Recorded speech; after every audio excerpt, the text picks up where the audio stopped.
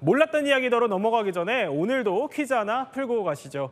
자, 이 퀴즈입니다. 미국에서 CIA 요원이 되기 위해서는요, 어느 특정 장소를 가야 한다고 합니다. 아니, 그러니까 요원이 되려면 여기를 보통 거치게 된다, 이런 얘기인데, 아니, 어디를 가야 하는 걸까요? 이 퀴즈 정답은 잠시 후 전문가들과 함께 풀어드리겠습니다. 지식충전 지금 시작합니다.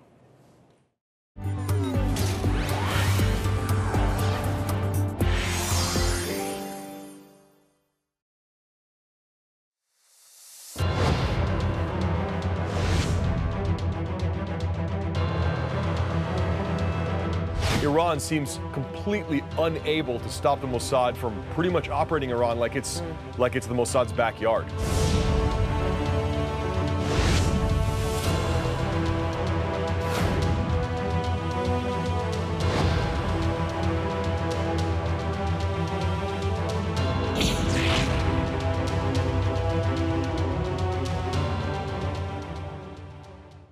사실 최근에 전쟁 판도를 바꾸는 게 아니 오히려 무력보다는 정보력이 더 중요하다, 이런 얘기들이 나와요. 그래서 세계 각국이 그야말로 첩보전을 앞세워서 정보 전쟁을 벌이고 있는데, 아니 이번에 트럼프가 결단한 이란의 핵시설 공습도 정보력이 어마어마했어요. 그렇죠. 어떤 위치, 자기들의 타겟이 되는 위치를 정확하게 파악할 수 있는 능력도 정보력에서 기반한 거고요.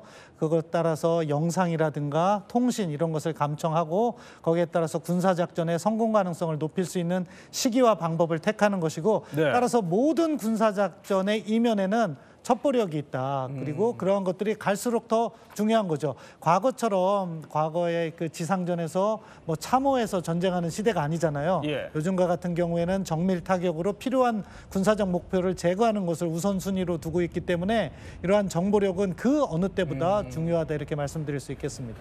자, 그러면은 저희가 직접적으로 이제 세계 각국의 첩보전에 대해서 본격적으로 한번 살펴볼 텐데, 첫 번째로는 어디일까요? 자, 첫 번째로는 이스라엘 대 이란. 그러니까 지옥까지 쫓아가서 적을 겨눈다. 아니 이거 무슨 얘기입니까? 지금 이제 말씀하셨듯이 이 첩보를 통해서 이제 전쟁을 하는 이런 네. 양상이 생깁니다. 이번에 이제 대표적으로 이 모사드가 이제 이란 전쟁을 하면서 예. 이제 그 요인들도 암살을 하고 실제로 이제 전쟁의 핵과학자도 죽이고 네. 이런 걸 다 첩보전을 통해서 하고 있거든요. 모사드가, 예. 이제 이 이스라엘 정보기관 모사드는 원래 이제 해외 정보 기관입니다.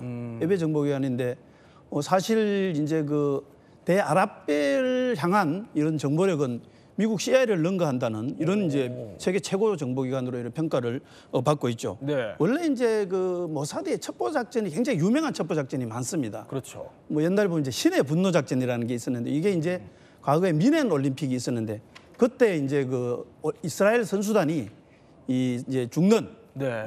피살을 당한 이런 사건이 있었는데, 그 이제 주체가 검은 9월단이라는 그 테러 단체인데, 저렇게 영화도 있었죠. 예. 이제 그 미넨이라는 영화로도 나왔습니다. 스티븐 스필버그가. 근데 이 작전에서 이제 끝까지 그 범인들을 쫓아가서 이제 다 죽이는 이런 작전을 했던 아주 유명한 그런 이제 첩보기관이 바로 모사드죠. 네. 이 요원들은 원래 이제 뭐 그림자 속의 전사 이렇게 이제 자처하면서 적의 심장부를 찾아가서 정찰도 하고 공작도 하고 암살도 하고 전복하는 뭐 이런 아주 다양한 그런 임무를 수행하고 있습니다. 원래 이제 모사드라는 말은 히브리어로 기관이라는 뜻이고요. 기관. 예. 그다음에 재밌는 거는 이게 이제 그 모토가 유명한 게 있습니다. 지략이 없으면 백성이 망해도 네. 지략이 많으면 평안을 누리라. 이게 이제 옛날에 솔로몬 왕이 네. 옛말인데 구약 성경이 잠언에 나오는 이런 얘기죠. 자, 그런데 신범철 박사, 이번에 이스라엘이 이란을 공습한 그야말로 일어서는 사자작전 이렇게 통하는 것도 모사드가 개입이 됐었어요. 예, 뭐 모사드가 개입해서 작전을 완벽하게 수행했다, 이렇게 평가할 수 있겠습니다. 정보작전은 결국에는 타겟을 어떻게 식별할 것인가, 그리고 타겟이 특정 장소에 있고 그것을 공격할 수 있는 수단은 어떻게 준비할 수 있을까 하는 전반적인 기초적인 자료를 제공하는 거거든요. 네. 그런데 이번에 보면은 혹시 화면에 지금 잘 나오고 있는데요. 예. 저렇게 필요한 타겟, 이란의 군 수뇌부와 과학자들입니다. 그들이 어느 시기에 집에 들어와서 잠자고 있느냐를 다 정보로 파악을 한 거예요. 네. 그리고 미리 잠입해놨던 드론을 활용해서 정밀 타격을 한 거죠. 저렇게 보면 지금 아파트 전체가 폭격당한 건 아니고 그렇죠. 구멍이 특정 그 곳에 나 타겟이 되는 그 군 수뇌부가 자고 있는 그 방을 정확하게 공격한 거라고 봐야겠죠. 그만큼 모사드의 정보력이 뛰어났고 네. 작전 수행 능력까지 보유하고 있다 이렇게 파악할 수 있겠습니다. 아니 지금 보면 그 아파트에 그야말로 딱 한 곳만 정밀 타격한 것 같은 모습 보여지고 있습니다. 아니 이렇게 정밀한 작전이 그럼 어떻게 가능한 거예요? 아무래도 일단은 정보력인데요. 정보력이 확실하게 있어야 이 자신들이 원하는 전략을 수행할 수 있지 않겠습니까? 예. 그래서 그 이스라엘의 정보력은 어디에서 나오냐? 아무래도 이 모사드입니다. 모사드의 정식 명칭은요. 이스라엘 정보 특수 작전국입니다. 말 그대로 정보들을 수집해서 특수 작전을 펼친다는 뜻인데요. 네. 혹시 앵커님 키돈이라는 말 들어보셨나요? 키돈이요? 네. 키도는 뭐냐면요. 히브리어로 이 창끝이라는 뜻입니다. 네. 이 창끝이라는 그 말답게 이 키도인이라는 조직이 모사드 아래에 있는 하부 조직인데요. 요 키도는 암살만 전문으로 하는 그런 조직입니다. 암살 전담팀이요. 맞습니다. 그런데 사실 이 키도인의 존재를 그 누구도 확정해 주진 않아요. 굉장히 비밀스러운 이런 이 작전들을 굉장히 위주로 합니다. 네. 그래서 지금 현재 인원이 추정되기로는 한 50명에서 70명 정도가 되는 걸로 추정이 되고요. 4인 1조로 움직인다고 합니다. 완전 미션 임파서블처럼. 그래서 한 명은 추적을 하고 한 명은 운반을 하고 또 네. 한 명은 서포트를 하고 뭐 이런 식으로 한 명은 실제로 암살을 하고요. 그래서 이 키돈이라는 조직에서 굉장히 많은 일들을 하는데 그중에 하나가 아무래도 이스라엘의 적이 되는 적을 삭제하는 이런 게 대부분의 이 전략들이고 굉장히 특이한 건 뭐냐면 이 키돈이라는 조직은 오로지 이스라엘 총리의 명령에만 복종한다고 합니다. 다른 사람들이 아무리 명령을 해도 안 듣는다고 합니다. 아니 그러면은 아까 뭐 지옥까지 쫓아가서 저격한다 이렇게 설명을 드렸는데 그럼 모사드가 한 주요 인물 제거 작전에는 어떤 게 있나요? 네, 아무래도 가장 유명한 게 1960년대에 있었던 아돌프 아이히만이라는 사람을 이제 암살할 때 있었던 일인데요. 네. 2차 대전이 끝나고 독일이 패망한 뒤에 수많은 나치들이 이제 자신들이 갈 곳을 이렇게 찾지 못하다가 아르헨티나로 가는 경우가 굉장히 많았어요.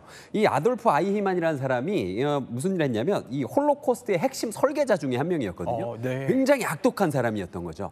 근데 이 사람이 아르헨티나로 이제 도망을 갔는데 이 모사드가 이 사람을 찾아야 될 것 같은 거예요. 네. 그래서 작전을 시작을 합니다. 결국 어떻게 됐냐면은 14명으로 구성된 이 모사드 요원들이 아르헨티나로 가서 이 서류 가방에 숨겨놓은 카메라로 이 사람의 사진을 찍어요. 네. 그런 다음에 이 사람의 의료 이런 서류 같은 걸 찾아서 이 모양, 이 귀 모양이나 뭐 이런 얼굴 윤곽 같은 걸 이제 대조를 해서 네. 이 사람이 확실하다는 것을 이제 확인을 하고요. 그 다음에 이 사람을 이제 납치를 합니다.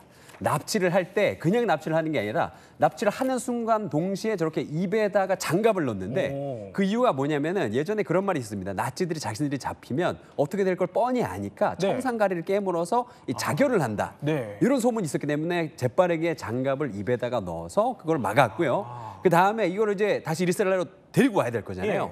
데리고 올 때 비행기에다가 태웠는데 어떻게 태웠냐면은 주사를 놔서 기절을 시킨 다음에 승무원 옷을 입혀서 승무원 좌석에 앉혀놨어요. 그래요? 그러니까 약간 좀 졸고 있는 승무원의 모습을 이제 해놓은 거예요. 저렇게요? 네, 그러니까 그 비행기에 타고 있던 다른 이스라엘 사람들도 네. 저 사람 좀 피곤한가 보다라고 생각만 했지 저 사람이 그렇게 악독한 사람일 거라고는 상상을 못했던 거죠. 결국엔 저렇게 잡아온 아이만 씨 어떻게 되냐면 1962년에 이스라엘에서 형장에 이슬이 됐습니다. 그랬군요. 네. 아니 그야말로 뭐 영화에서 나올 법한 첩보 작전인데 아니 이런 가운데 원격 조종 총을 이용해서 적을 사살한 것으로 알려진 케이스가 있어요. 네, 이것도 뭐 모사드가 했다고 확인은 안 된 거예요. 예. 다만 그 작전의 내용을 보면 모사드가 했을 가능성이 높다고 추정이 추정만 하는 되는군요. 거죠. 그러니까 모센 파크리자데라는 이란의 핵과학자의 아버지라고 그래요. 그런데 2020년에 사망하게 되는데 그 과정에서 사실 총격전이 있었다고 그래요. 네. 그런데 확인을 해보니까 총격전이 있었는데 이게 어떤 사람이 쏜 것 같지가 않은 거예요. 원격 조종된 장치로 뭐 AI 드론이 사용됐다는 이야기도 있고 한데 그렇게 해서 사망을 한 다음에 이란에서도 결국은 누가 이렇게 조종을 했고 사격을 했는지 파악을 못했어요. 네. 다만 이란 측 발표는 원격 조종 장치가 사용됐고 과학 기술이 이용됐다 이렇게만 파악됐는데 그러다 보니까 이것도 모사드가 비밀리에 작전한 것이 아닐까 하는 추정이 제기된 거죠. 추정이군요. 그런데 뭐 납치부터 추정이긴 하지만 뭐 원격 조종총까지 어떻게 보면 수법이 상당히 다양합니다. 그런데 아니 그러면 모사드의 주요 인물 암살 작전은 통상 어떻게 이루어지나요? 네, 실제로 거기에 가서 이 살해를 하는 방식은 뭐 여러 가지가 있는데요. 예. 그중에 대표적인 게 일단 점착 폭탄입니다. 네, 폭탄인데 이렇게 붙일 수 있는 폭탄이 있거든요. 요거를 이제 타겟으로 생각되는 사람이 이제 자주 지나가는 길 앞에 오토바이를 이렇게 주차시켜 놓은 다음에 거기다 폭탄을 이제 점착 폭탄을 붙여 놓는 거죠. 그래서 그 사람이 매일 거기를 지나갈 테니까 네. 기다리고 있다가 버튼을 뿅 눌러서 이렇게 암살하는 방법. 이런 식으로 이란의 굉장히 많은 핵 과학자들이 목숨을 잃었습니다. 그랬군요. 작전이 성공을 한 거죠. 그리고 또 다른 방법으로는 그 독살이 있는데요. 이 독살이 굉장히 이런 말 하긴 좀 그렇습니다만 좀 신기합니다. 어떤 식이냐면은 네. 예전에 이 팔레스타인에서 해방 전선을 이끌던 이 테러 기획자를 이제 암살할 때 치약에다가 예. 치약 튜브에다가 저렇게 주사위로 독을 집어넣는 거예요. 근데 그 독이 한 번에 죽는 독이 아니고요. 이게 서서히 이제 병 들어가는 네. 그런 독약이거든요. 그래서 저 이 타겟으로 된 사람이 매일 아침 이 이빨을 닦을 거잖아요. 예. 그래서 이빨을 이렇게 닦다가 매일매일 조금씩 병 들어가는 거예요. 조금씩. 네, 그래서 결국에는 네. 이 시름시름 앓다가 이 사망을 했습니다. 그리고 나서 이 병원에 가서 이거를 부검을 해봤는데 부검에는 이 사망 원인이 암으로 나왔다. 뭐 이런 일들도 있고요. 그런데 이 모사드가 하는 것으로 추정되는 이런 이 모든 작전들이 항상 성공하는 건 또 아니거든요. 그렇군요. 예전에 어떤 일이 있었냐면은 1997년에 그 요르단에서 이 작전을 할 때인데 네. 그 탄산 음료를 이렇게 까낸 척하면서 그걸 앞 사람한테 타겟이 되는 사람한테 이렇게 쏟는 요런 작전을 펼친 적이 있어요. 네. 이게 뭐냐면 쏟은 다음에 아이고 죄송합니다 하면은 그분이 약간 좀 당황할 거잖아요. 그러면 막 이렇게 닦을 거고 그렇죠. 그 닦을 때 그 빈틈을 노려서 이렇게 뭐 이렇게 암살한다거나 뭐 요런 이 작전을 했었는데 그 타겟이 되는 이 딸이 갑자기 그 중간에 작전에 뛰어드는 바람에 이 딸한테도 그 살해를 할 수는 없는 거잖아요. 그래서 네. 이 굉장히 안 좋게 이 작전이 끝났던 적도 있었죠. 어떻게 보면 뭐 드론에 굉장히 뭐 진화하는 수법 때문에로 모사드를 사실 이길 수 있는 정보기관은 흔치 않을 것 같아요.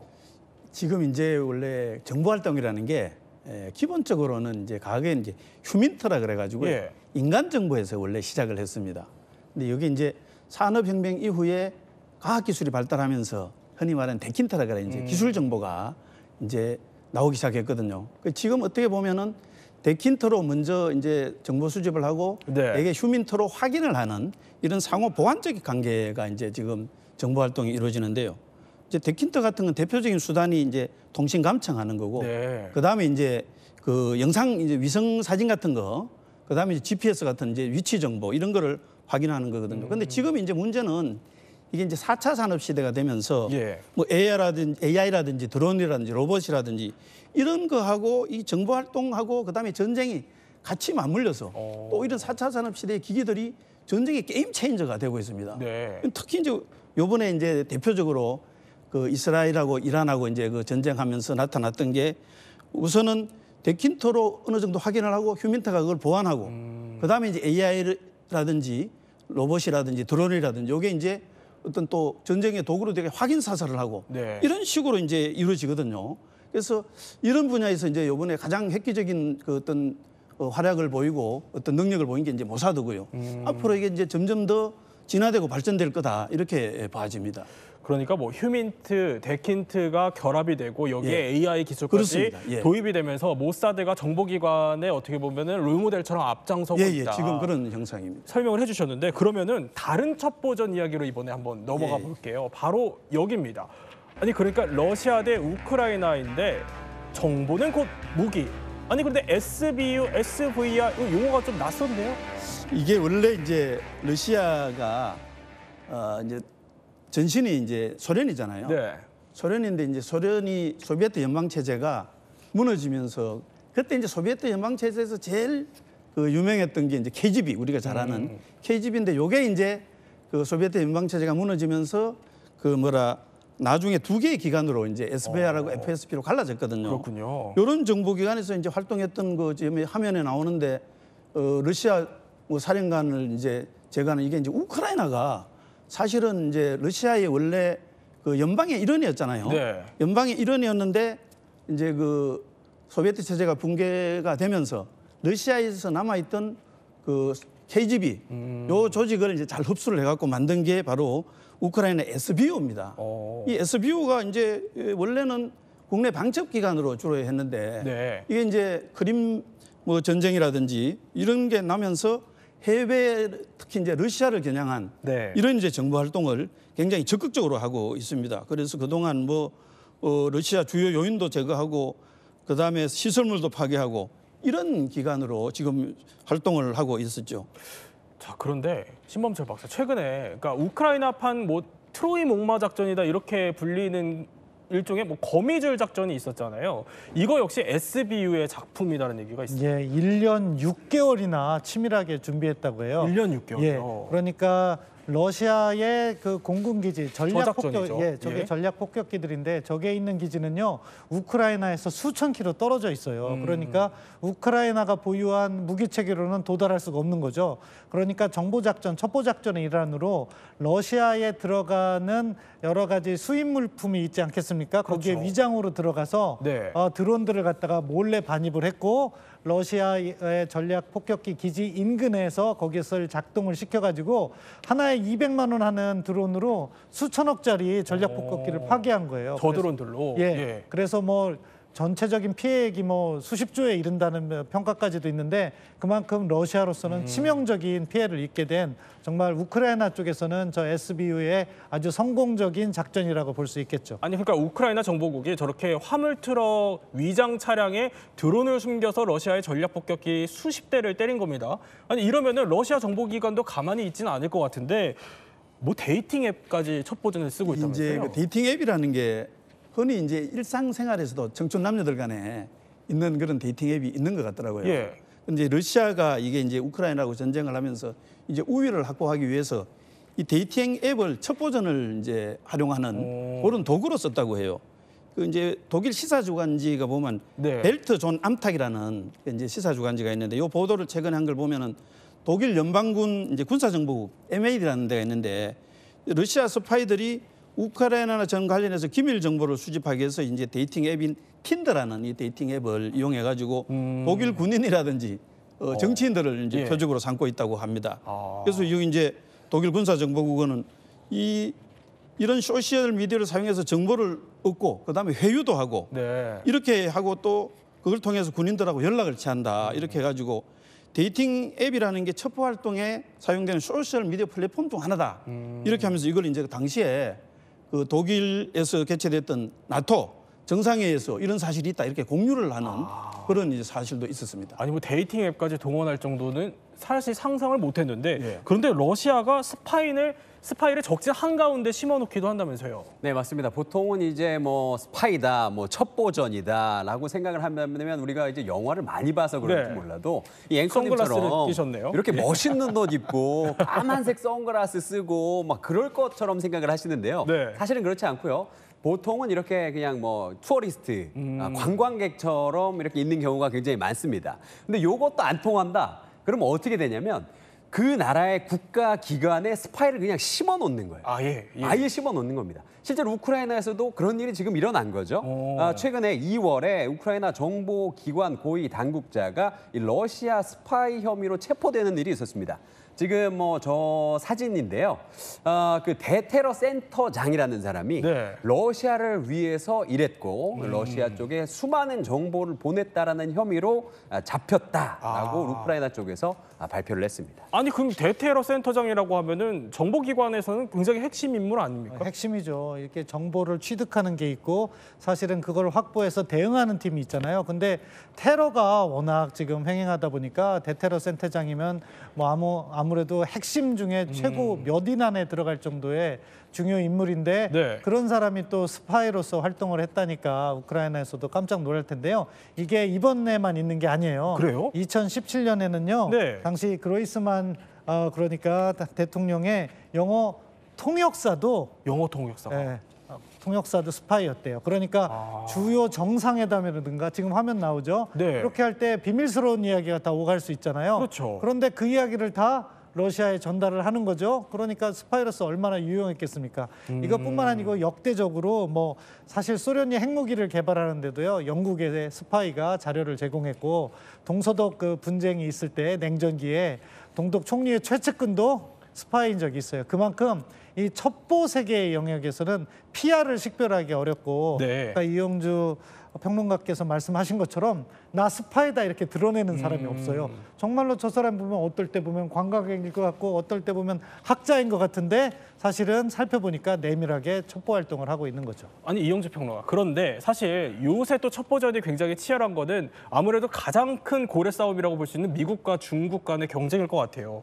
그러다 보니까 미국에서는 아주 특별한 지시까지 내려왔다고요? 네, 맞습니다. 지난 1월인데요. 주중 미국 대사가 중국 주재 미 정부 직원들에게 중국인과 연애 금지령을 내려서 화제가 된 적이 있습니다. 연애 금지령이요? 네, 만나지 말라는 거예요. 네, 이게 무슨 일이냐면은 네. 사실은 최근에 뭐 여러분들 아시다시피 미중 무역 전쟁이 굉장히 활발하게 이루어지고 있잖아요. 네. 그래서 지금 한창 전쟁 중인데 무슨 일이 있냐면 중국 쪽에서 이 기자 사업가 뭐 이런 식으로 자신을 위장해서 미국 쪽 정보를 계속 이렇게 훔쳐가는 이런 일들이 자주 발생을 했습니다. 그래서 뭐 그 대표적인 타겟이 뭐 유학생이나 과학자들을 타겟으로 정했다라고 하는데 지금 화면에 보이시는 이 저 여성이 크리스틴 팡이라는 스파이예요. 미국 캘리포니아에서 활동을 했고요. 2011년부터 2015년까지 4년 동안 캘리포니아에서 선거 자금을 모금한다던가 네트워킹을 이용해서 뭐 사람들을 끌어모은다던가 네. 아니면은 뭐 낭만적이나 뭐 이렇게 성적인 관계를 조금 이용해서 미국의 정보를 뜯어서 중국 쪽으로 보내는 이런 일들을 굉장히 많이 했습니다. 실제로 이게 밝혀지기도 했고요. 그래서 이분이 5년 동안 캘리포니아의 유력 정치인 22명에게 접근해서 친교를 나눴다라는 이야기까지 있으니까 사실은 이 미국 쪽에서 중국인과 연애 금지령을 내렸다? 충분히 근거가 있어 보입니다. 아니 그런데 중국이 이렇게 뭐 인해 전술식으로 스파이 활동을 한다고 하면은 아니 그런데 미국은 CIA가 정작 인력 부족에 시달리고 있어요? 이제 CIA가 원래는 세계 최고 정보 기관이지 않습니까? 네. 근데 이제 원래 그 냉전 시대에 이제 KGB와 CIA로 대변되는 이런 정보 활동이 굉장히 활발히 있었는데 예. 이게 이제 냉전이 끝나고 나서 사실 이제 수요가 좀 줄어들었습니다. 그러다 보니까 CIA도 전체적으로 이 정보력이 좀 떨어졌다 네. 이런 얘기가 있는데 실제로 이제 그 구인 광고를 CIA가 냈다 이제 이런 게 있는데요. 영상을 보면 이제 유튜브에다가 이거 올렸습니다. 이제 구인 광고를. 예예 일종의 뭐 CIA 협력을 하면은 잘 살 수 있다. 그래서 미국의 스파이라가 되면은 네. 여러분들에게 이제 보장을 해주겠다. 이런 이제 그 구인 광고를 했는데 이게 이제 왜 그러느냐면요. 우선은 지금 미국의 가장 중요한 이제 첩보전의 상대는 이제 현재는 중국이라고 할 수 있습니다. 중국인데 중국은 굉장히 폐쇄적인 국가고요. 그 다음에 이게 지금 이제 그 어떤 감시 카메라 이런 게 이제 다 깔려 있어서 거의 이제 발각이 된다고 해요. 그래서 이제 휴민트가 많이 붕괴됐다 이런 얘기를 합니다. 예. 아니 그러면은 이렇게 구인 후에 뽑은 요원들이 어떤 훈련을 받게 되는지도 궁금해요. 네, 미국 버지니아에 그 한 농장이 있습니다. 농장이요? 근데 보통 농장은 아니고요. 이 버지니아 주 하면 가장 유명한 게 뭡니까? CIA 본부, 그렇죠. 랭리가 있잖아요. 네. 이게 버지니아 주에 한 동네, 우리나라로 치면 이게 마포구와 용산구를 합쳐놓은 정도의 이 대지 면적에 보통 평범한 마을 같은 곳이 있어요. 근데 그게 그냥 보통 평범한 마을이 아니라 사실은 여기에서 힘든 간첩 훈련을 받는 이 가짜 마을인 거예요. 그래서 그 마을에 가보면 그냥 평범한 마을과 크게 다름이 없지만 사실은 거기에 있는 사람들이 이 CIA 요원일 확률이 굉장히 높고요. 심지어 거기에서 이런 스파이나 뭐 이런 이 첩보 활동을 할 수 있는 이 특별한 훈련을 이제 받는 겁니다. 그래서 거기에서 뭐 대사관도 있고 뭐 뉴스 채널도 있고 막 그래서 거기에서 이제 정보를 수집하는 이런 걸 이제 훈련을 받게 되는 것이죠. 그렇군요. 그러면은 이쯤에서 퀴즈 정답이 나온 것 같아요. 퀴즈 다시 한번 볼까요? 그러니까 미국 CIA 요원이 되기 위해선 농장에 가야 한다. 그러니까 농장으로 불리는 가상마을이 있다. 이 얘기였습니다. 자, 그런데 그런 비밀 요원들이 그러니까 스파이로 불리는 이 비밀 요원들이 쓰는 무기도 남다를 것 같아요. 이 이제 원래 스파이는 다양한 이제 무기를 이제 씁니다. 일반적으로 전쟁할 때 쓰는 그런 이제 노출되는 무기 같으면 금방 발각이 될 테고요. 아주 네. 정교하게 만들어지는 이런 무기들이 있죠. 뭐 대표적으로 이제 뭐 심장마비총이라는 이런 게 이제 실제 사용은 이제 불분명한데 미국 CIA 그 관계자가 미국 의회 청문회에서 이런 심장마비총을 이제 개발했다 이런 이제 그 증언을 한 바가 있습니다. 이거는 네. 뭐 사실은 흔적도 남기지 않는 그런 총이라고 하고요. 그다음에 이제 뭐 립스틱 총이라는 뭐 이런 것도 있습니다. 특히 이제 그 미인계를 쓰는 예. 그 여자 스파이가 이제 자기들 유혹에 넘어오면은 이 립스틱 총을 사용해서 살상을 할 수 있고요. 그다음에 초콜릿 폭탄이라는 것도 있는데요. 네. 이건 이제 처칠 수상을 향해서 원래 사용하려고 시도를 했는데 실패를 했다고 하지만 이 초콜릿을 이제 먹으면은 여기 있는 독성이 몸에 퍼져서 이제 죽는 아주 이런 아주 정교한 어떤 무기들이 있습니다. 예. 마지막 첩보전이 준비되어 있습니다. 마지막 첩보전 한번 볼까요? 자, 그러니까 결국 한국 대 북한 얘기입니다. 한반도에 보이지 않는 첩보전. 그러니까 지금 한반도에서도 보이지 않는 첩보 전쟁이 벌어지고 있어요. 예, 그럼요. 저희도 북한을 들여다보기 위해서 많은 노력을 하고 있죠. 그래서 영상 자산이라든가 감청 자산 이런 것들을 확보하기 위해서 더 노력하고 있고요. 최근 들어서는 지금 과거에 비해서 좀 약화된 것이 휴민트라고 하잖아요. 인적 정보. 북한 사회가 워낙 통제되다 보니까 북한에 침투해서 북한 상황을 알 수 있는 인간 정보가 너무 부족해요. 그런 부분은 앞으로 장기적인 투자가 이루어져야 되고 또 앞으로 우리가 보완해 나가야 된다고 보는데요. 우리도 북한을 그렇게 들여다보려고 노력하고 있고 북한 역시 사실 우리 사회를 들여다보면서 나름대로 자기들에게 유리한 환경을 조성하기에 노력할 것이다 하는 그런 문제의식도 저희가 갖고 있어야 된다고 생각해요. 네, 또 지금까지 이야기 마스터 세 분과 함께 세계의 첩보전에 대해서 몰랐던 이야기 한번 살펴봤습니다. 저희는 60초 후에 뵙겠습니다.